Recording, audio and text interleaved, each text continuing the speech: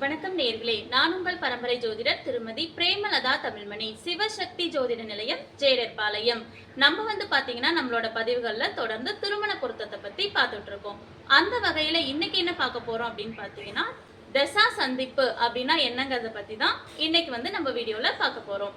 பொதுவா நீங்க பொருத்தம் பார்க்கறப்போ சொல்லியிருப்பாங்க, பொருத்தம் நட்சத்திர பொருத்தம் எல்லாமே கரெக்டா வந்திருக்குங்க, ஆனா தசா சந்திப்பு இருக்குது, அதனால இந்த ஆணுக்கும் பெண்ணுக்கும் திருமணம் பண்ணக்கூடாது அப்படின்னு சொல்லியிருப்பாங்க.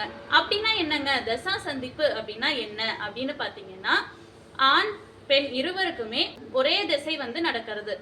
அதாவது ஆணுக்கு குரு தசை அப்படின்னா பெண்ணுக்கும் குரு தசையே நடக்கும், ஆணுக்கு ராகு தசை அப்படின்னா பெண்ணுக்கும் ராகு தசையே நடக்கும்.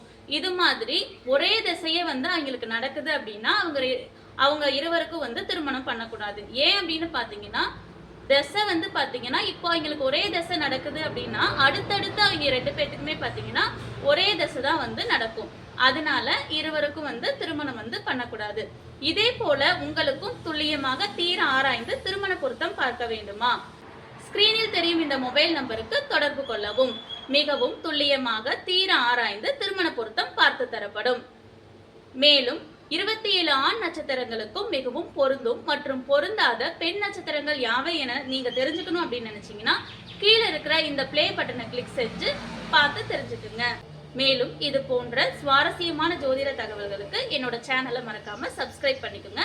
கூடவே ஆளுங்கிற பெல் ஐக்கானை கிளிக் பண்ணி வச்சுக்கோங்க. எங்களோட அப்டேட்ஸ் எல்லாமே உங்களுக்கு உடனுக்குடனே சேரும். நன்றி.